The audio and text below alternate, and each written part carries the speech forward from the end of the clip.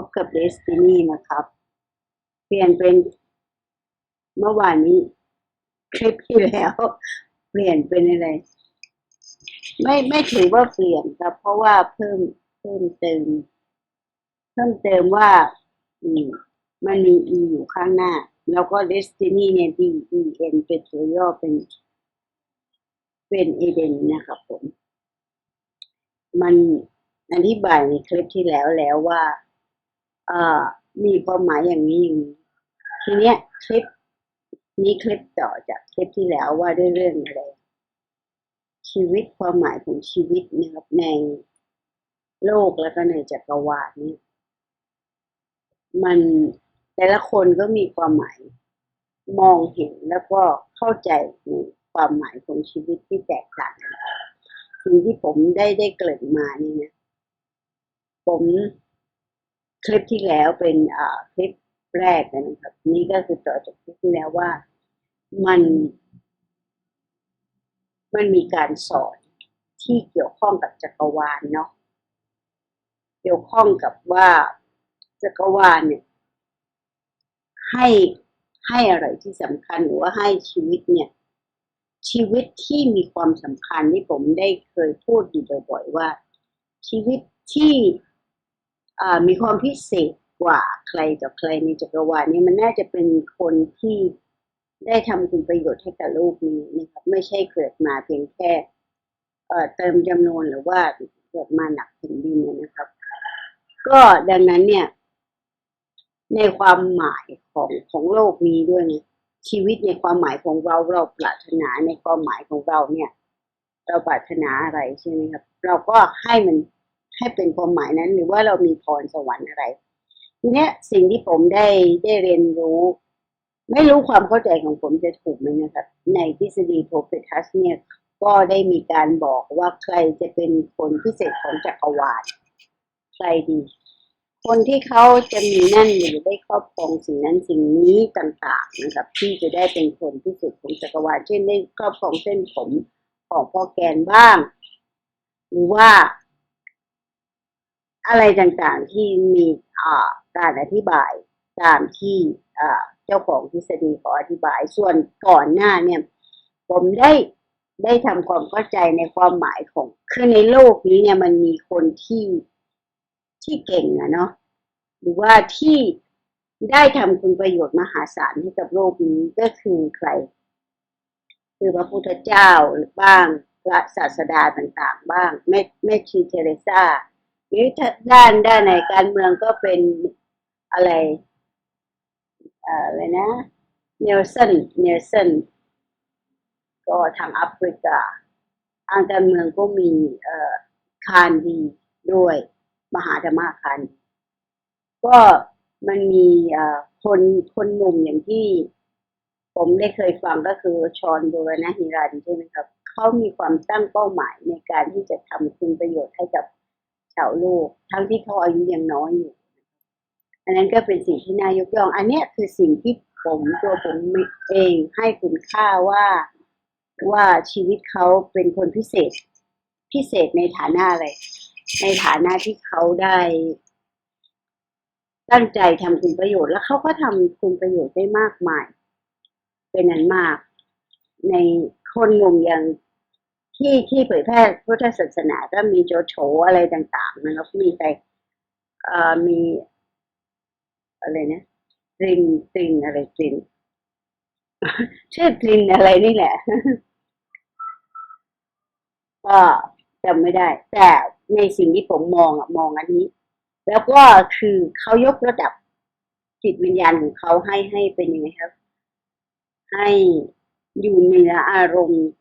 อยู่เหนืออารมณ์ความโลภโกรธหลงที่จะไปว่าคนนี้ว่าคนนี้ว่าในสิ่งที่เป็นทางลบพูดในสิ่งที่ไม่สร้างสรรค์อะไรเงี้ยเขาจะไม่ค่อยพูดหรือว่าเขาจะพยายามสร้างสรรค์ในสิ่งที่ดีให้กับสังคมอันนั้นก็คือสิ่งที่ผมมองนะถ้าเป็นคนพิเศษนะพัฒนาจิตใจแล้วก็เติมเต็มให้ตัวเองก็ให้คนทั้งหลายมากเท่าที่จะมากนะครับผมทีนี้เนี่ยนะครับมันมีที่ผมไปเรียนรู้จาก สำนักเก่าอะเนาะเขาได้เขาได้บอกลักษณะอย่างนี้ว่าจักรวาลหรือว่าเบื้องบนเนี่ย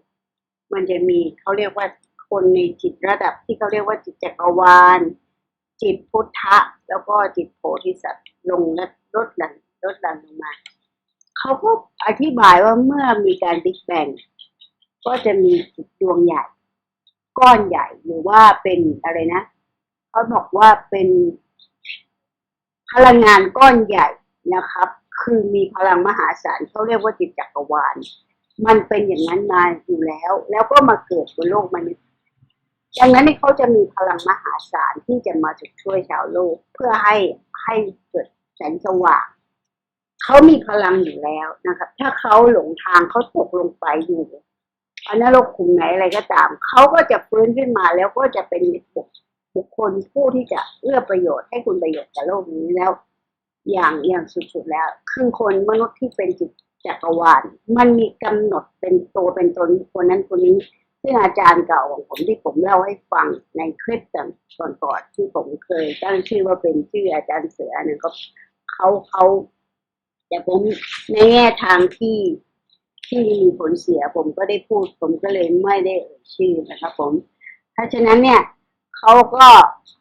เขาเป็นคนมองเขาเป็นคนรู้นะครับรู้ว่าใครเป็นจิตจักรวาลหลังจากจิตจักรวาลก็มีจิตพุทธะก็คือว่าจิตพุทธะหมายความว่าพระพุทธเจ้าเนี่ยนะหลุดพ้นไปแล้วก็คือไม่กลับมาเกิดอีกเมื่อหลุดพ้นไปแล้วเฉพาะพระพุทธเจ้าเท่านั้นนะครับที่หลุดพ้นได้พระอรหันต์นี่เขาบอกว่ายังไม่หลุดพ้นนะครับอันนี้เป็นทฤษฎีที่เขาอธิบายลองฟังดูแล้วจริงไม่จริงก็ลองปฏิบัติเข้าไปรู้ด้วยญาณสัมผัสถึงจะเข้าใจเข้าแจ้งได้ต้องพิสูจน์ด้วยตัวเองเนาะไม่ใช่จะเชื่อผมนะครับเนี่ยเขาก็บอกว่าพระพุทธเจ้าเนี่ยเมื่อไม่กลับมาเกิดแต่วิธีที่จะกลับมาเกิดก็คือจิตดวงที่เป็นพระพุทธเจ้าเนี่ยจะแตกแยกย่อยออกมาแตกจิตมาดังนั้นจิตที่แตกมาเนี่ยเขาเรียกว่าเป็นจิตโพธิสัตว์หมายความว่าจะมาเกิดในที่ต่างๆเพื่อที่จะมาโปรดสัตว์โลกเขาจะแตกมาดังนั้นจิตระดับโพธิสัตว์ก็เป็นจิตไม่ใช่จิตจักรวาลที่คือก้อนใหญ่นะครับอันนั้นพลังมหาศาลท่านหลงก็มุดลงดินเลยมีผลกระทบต่อชาวโลกมากเพราะว่ามีพลังมหาศาลถ้าหลงผิดก็จะทำให้มีผลกระทบที่รุนแรงทางลบกับชาวโลกแต่ถ้าเขาบวกถ้าเขาเห็นแสงสว่างก็ไปไกลอันนี้คือความพิเศษที่ผมได้เรียนรู้มาก่อนนี้แต่หลังจากนั้นเนี่ยเรามาผมก็อยากจะหายโรคภัยใช่ไหมครับความหมายของผมคือผมต้องการที่จะหายโรคภัยไข้เจ็บอาการที่มันภาษาเหนือบอกไม่ม่วนคือไม่เป็นสุขเลยที่มันมีอะไรต่างๆในร่างกายมากมายหลายอาการเนี่ยที่ผมก็เล่ามาตลอดมาแล้วทำอย่างไรให้ขึ้นตลอดมาเพื่อที่จะเป็นสิ่งที่ช่วยคนได้ใช่ไหมครับผมก็หวังว่าจะช่วยเป็นประโยชน์คนได้เพราะว่ามันเป็นเรื่องที่ยากนะครับดังนั้นเนี่ยก็เลยเนาะพอมาเรียนรู้เนี่ยทฤษฎีทางโพเพทัสเขาก็มันจะบอกก็จะบอกว่ามีคนพิเศษ100,000 คนในประเทศไทยใช่ไหมครับซึ่งใครเป็นตัวกำหนดได้ก็ไม่ได้บอกว่าใครกำหนดได้ก็คือให้โอกาสทุกคนแต่ว่าบางคนก็เข้ามาแล้วก็ออกไปเข้ามาแล้วก็ออกไปก็เป็นแบบนี้ไม่ได้กำหนดนะครับก็บอกว่าเป็นการให้โอกาสทุกคนไม่ใช่ไม่ใช่ใครกำหนดอะสิ่งที่เป็นพลังงานของเขาอะถ้าเป็นทฤษฎีอาจารย์เก่าผมนะก็คือสิ่งที่เป็นพลังงานก้อนใหญ่ก่อนที่จะมาจุติเกิดบนโลกนี้เป็นสิ่งที่กำหนดว่าเขาเป็นจิตจักรวาลหรือว่าเป็นจิตพุทธะโพธิสัตว์หรือว่าเป็นจิตมนุษย์โลกธรรมดา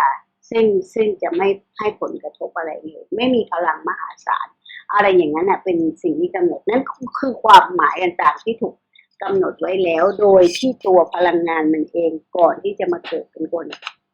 เป็นสัตว์โลกนะครับดังนั้นเนี่ยเราก็ไม่รู้ยังไงแต่ว่าสิ่งที่ผมจะบอกจะเล่าก็คือในลักษณะที่อะไรอะความหมายของชีวิตของเราอะซึ่งมันมีทฤษฎีของอย่างเช่นของอาจารย์สติธรรมที่เขาจะจูนกับจิตเหนือสำนึกหรือว่าจูนกับจิตใต้สำนึกเราให้ได้แล้วก็เราเป็นคนกำหนดเองว่าเราปรารถนาชีวิตแบบ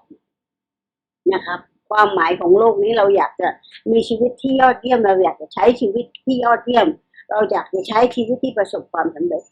เราก็กำหนดเองแล้วเราก็ฝึกฝนให้ยกระดับจิตของเราให้เป็นคนที่มีพลังมหาศาลเพื่อที่จะกำหนดวัตถุร่างกายแล้วก็สิ่งต่างๆในโลกนี้ให้เป็นไปอย่างที่ปรารถนาแล้วจริงๆแล้วทุกคนก็มีคุณค่าเท่าเทียมกันนะครับก็สามารถที่จะรักใครรักคนได้มากมายรักอย่างไม่มีเงื่อนไขไม่มีบุคคลนั้นบุคคลนี้ที่บอกว่าลักษณะที่คือถ้าคุณครอบครองสิ่งนั้นสิ่งนี้ก็เป็นคนพิเศษเป็นมนุษย์ต่างดาวก็เป็นอะไรอย่างนี้ไม่ได้พูดอย่างนั้นเพราะฉะนั้นเนี่ยมีหลายความหมายของชีวิตนะครับความหมายที่มันถูกกำหนดหรือว่าเรากำหนดเองหรือว่าผู้ใดผู้หนึ่งเป็นตัวตั้งค่าเซตว่าถ้าปรากฏว่าประมูลของได้หรือว่าครอบครองสิ่งนี้สิ่งนี้หรือว่าอะไรต่างๆใครเป็นตัวกำหนดว่าเรามีความหมายในชีวิตของเรามีความหมายในโลกนี้หรือว่าในจักรวาลนี้ถ้าจักรวาลก็คือแยบยลกว่าอีกนะครับถ้าผมมองนะถ้าโลกมันมีโลกข้างนอกก็คือโลกของวัตถุใช่ไหมครับแล้วโลกภายในตนแล้วทีนี้มันก็ถ้าผมมองนะในความเข้าใจของผมคือไม่ใช่แค่โลกภายในตนจักรวาลภายในตนหมายความว่าลึกกว่าโลกนี้ภายในตนถ้าเราเข้าถึงตัวตนที่แท้จริงของตัวเองของเราแล้วเราก็จะเข้าถึงคนอื่นเข้าถึงอะไรต่างๆมากมายผมยกตัวอย่างอาชีพที่ผมก็คือไม่ได้ทำแบบ full time ไม่ได้ทำเต็มเวลาเพราะว่าต้องการที่จะมีชีวิตรอดแล้วก็ไปนวดเป็นคือว่าฟรีแลนซ์บางทีก็ไม่ได้ทำงานบางทีก็ทำงาน1 ชั่วโมงต่อวันบางทีก็2 ชั่วโมงบางทีก็หลายวันไม่ได้ทำงานแล้วแต่ว่าเราจะมีแรงหรือว่ามีจังหวะที่งานเข้านะครับเพื่อที่ผมจะมีชีวิตอยู่รอดแล้วก็ทำให้ตัวเองหายจากอาการที่มันทุกข์ทรมานแล้วมันก็ดีขึ้นเรื่อยๆผมก็พอใจแล้วผมก็เรียนรู้นะครับเดี๋ยวผมจะนำไปสู่ช่องของผมเนี่ยเรียนรู้ในการเยียวยาตัวเองรักษาตัวเองทั้งด้านนอกด้านในเนี่ยนะครับนำไปสู่ช่องลักษณะอย่างนี้ดีกว่าสิ่งที่ผมว่ามันผมคิดว่ามันประสบความสำเร็จนะไม่อย่างนั้นเนี่ยถ้าเราไม่ตื่นไม่ตระหนักรู้ช่องของผมตระหนักรู้เพื่อการเยียวยาชีวิตนะคะตระหนักรู้เพื่อสิ่งที่มีคุณค่าเยียวยาอย่างรักษาอย่างที่แบบสมบูรณ์ complete รักษาจนกระทั่งสมบูรณ์ที่สุด perfect ที่สุดเท่าที่มนุษย์โลกหรือมนุษย์ในจักรวาลนี้จะค้นหาได้เราก็เป็นคนที่จะค้นหาให้ตัวของเราเองได้นะครับถ้าเราตั้งใจที่จะเยียวยารักษาตัวเองตั้งใจที่จะเป็นประโยชน์กับตัวเองให้สูงสุดดีที่สุดเท่าที่จะทำได้นั่นคือความตั้งใจคือเจตนาของผมดังนั้นเนี่ยผมก็ว่าชื่อ Destiny ที่มีความหมายว่าจุดมุ่งหมายได้ดังใจเรากำหนดเองมันได้ดังใจมันก็จึงดีนะแต่ว่าทีเนี้ยจริงๆแล้วมันหมายความว่าโชคชะตาอย่างเดียวสำหรับทั่วไปเนี่ยมันไม่ได้ specific สำหรับถ้าเราดู general ความหมายไม่ชี้เฉพาะนะครับดังนั้นเนี่ยผมก็เลยว่าเอาอย่างนี้มี e อยู่ข้างหน้าแล้วก็คือเราเติมเต็มให้เราตัวเราเองได้ไงก็เป็นชื่อย่อก็คือเดนใช่ไหมเพื่อการที่คนไทยเรียกง่ายเดนก็เลยเป็น e อยู่ข้างหน้าก็เป็นเอเดนก็เลยว่าอย่างนี้เดี๋ยวช่องก็พัฒนาต่อไปได้แต่ว่าสิ่งที่เราเรียนรู้เนี่ยเพื่อการเยียวยาเพื่อพัฒนาชีวิตให้ดีขึ้นจนสมบูรณ์บริบูรณ์สูงสุดเนี่ยนะครับมันเป็นสิ่งที่เราจะต้องกำหนดเองถ้าเราเลือกได้ถ้าเรามีวิธีการเรียนรู้วิธีการที่เราจะได้เลือกได้ให้มันดีขึ้นกับเราอยู่เสมอนะครับมันก็ต้องสุดยอดขึ้นนะครับผมมันก็ปรากฏว่ามืดไปเรื่อยๆปรากฏว่านะครับที่ผมพอดีวันนี้มันติดขัดไม่ได้มาตอนกลางวันนะครับณจุดที่ผมสามารถที่จะใช้สถานที่ตรงนี้ในการที่จะเริ่มต้นทำในสิ่งที่เราอยากทำแล้วเพราะว่าผมก็มีการเยียวยาตัวเองหลังจากที่อาการแย่มากจากโรคเขาเรียกว่าโรคกรรมโรคเวทที่ผมพูดถึงในชุดขาวในชุดที่ไปวัดอะไรต่างๆที่แชร์มานะครับโอเคดังนั้นเนี่ยคลิปนี้ผมคิดว่าให้ความหมายไว้ก่อนว่าเราอยากจะ define ตัวเองให้ความหมายของตัวเอง รือว่าเราจะให้ผู้นั้นผู้นี้เป็นคนกำหนดหรือว่ามันกำหนดไว้เรียบร้อยแล้วจักรวาลกำหนดไว้เรียบร้อยแล้วว่าพลังงานก้อนใหญ่เป็นจิตจักรวาลซึ่งจะมีพลังมหาศาลคนที่เป็นแค่จิตเกิดมาไม่มีความหมายอะไรหรอกไม่มีหน้าที่อะไรหรอกเกิดแล้วก็ตายกันนั่นเองอะไรอย่างนั้นน่ะนะครับจะใช่เป็นเราหรือว่าเรากำหนดให้เราเป็นแล้วเราก็จะได้รับพลังที่จักรวาลหรือผู้สร้างกอดหรือโซ่นะครับส่งมาเพิ่มให้เราอีกในเมื่อเราตั้งใจที่จะทำหน้าที่ที่ดีที่งามอะไรอย่างนั้นเป็นไปได้ด้วยเราจะเลือกแบบไหนกันดีนะครับดังนั้นชีวิตในความหมายที่เราจะปรารถนานั้นจะเกิดขึ้นได้ไหมนะครับก็ถ้าคลิปมีประโยชน์ช่วยกดไลค์กดแชร์นะครับเป็นกำลังใจให้ผมแล้วก็กดติดตามกดลูกกระดิ่งครับเพื่อที่เป็นกำลังใจให้เดสตินีหรือว่าตอนนี้เป็นเอเดนนะครับจะพยายามจำชื่อภาษาไทยเป็นเอเดนหรือว่าบางคนก็เรียกนโมก็นโมก็ไม่น่าจะมีปัญหาหรอกชื่อนโมก็น่าจะเป็นชื่อที่ดีอยู่หลายๆคนชอบครับผมคลิปนี้ลาไปก่อนครับแล้วพบกันใหม่คลิปต่อไปถ้าจะมีความละเอียดขึ้นในเรื่องของความหมายที่เราจะทำให้ดีขึ้นพัฒนาขึ้นได้ผมก็อธิบายต่อจากคลิปนี้สักคลิปหนึ่งนะครับผมลาไปก่อนครับคลิปนี้สวัสดีครับ